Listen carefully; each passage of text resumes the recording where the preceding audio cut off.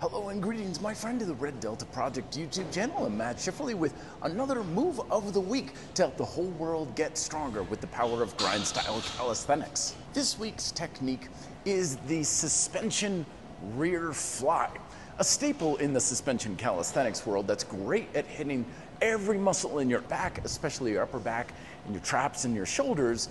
But it's also one of those things that's really easy to just do for endless amounts of reps for years on end and get meh results if you're not paying attention to your setup and a few key tips. So first and foremost, set up with a narrow anchor point if you're using a dual anchor point setup like the NOS Twin Trainer, or if you have a single anchor point setup like a TRX, that's even better. But if you're using gymnastics rings, try to get them within shoulder width for optimal use in getting resistance as you're pulling apart. Set up your handle height to be roughly about knee height from a standing position. When you're getting set up, keep in mind that you want to lean back to put some resistance on your hands, and it helps to have a slight arch in your back.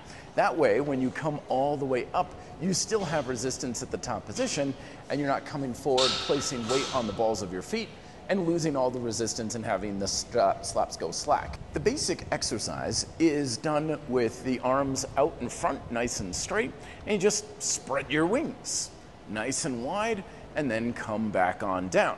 And that alone will be very good, but a couple things to pay attention to is one, if you're compensating by bending your elbows, because having your arms locked and straight is going to be quite a bit more resistance, so there's a habitual, almost subliminal need to bend the arms when we're doing this. And a little bit of a kink in the elbows is perfectly fine, but try not to let the arms move in and out, or the hands move further and closer to your torso, which can make a big difference in the resistance as you're going through your repetitions. Second, pay a lot of attention to getting a big range of motion in your shoulder blades. So a way to think about this is when you're in the bottom position with your arms straight, let your shoulders come up and forward, but not releasing tension in your back. You want to still maintain the tension. And then when you pull down and back with your shoulder blades, kind of like rolling as you pull apart. This will get a lot more back engagement, a lot more engagement in your traps, a lot more engagement in your lats, as opposed to just trying to strictly use your arms without any shoulder blade movement, which not only takes stress out of your shoulder joint, but also gets a lot more muscle involved. Third, get as much activation in your back as possible. Yes, this is a great exercise for emphasizing the upper back, but make sure you're also squeezing with your lats. Use your lower traps, your shoulders, even a little bit in your triceps. The more muscle you can involve with this, the better. In addition, keep your glutes and your hamstrings on to avoid any sort of wibble wobble and compensation with the lower body, which can make the exercise a lot easier, but a lot less effective. Keeping everything tight from the waist down and utilizing all of the muscles in your back is key. Now with that said, you certainly can create a bit more emphasis in either your lats or your upper back based on how high your hands are at the end position.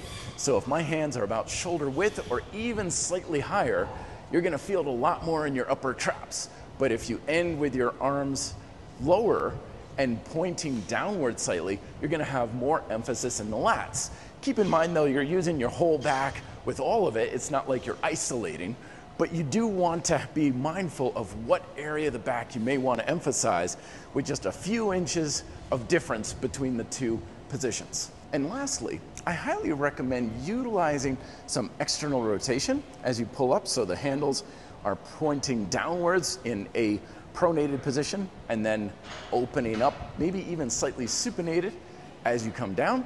And it pays to have not so much a straight pull, but a little bit of an arc, think of like an M, a very shallow M. So I come up slightly and then down, especially if you're trying to emphasize the lats, and then I come up and down a little bit more. It's very gentle. It's not like this. It's a very subtle motion, but it can make a very big difference in the ergonomics of the exercise and allowing you to engage your traps, shoulders, and lats to a much higher degree. And well, actually, one more point is also make sure that you're being very picky about the resistance. This is not a very strong exercise. So moving your feet literally a couple inches forwards or backwards can really dial in the resistance to the appropriate level that you want.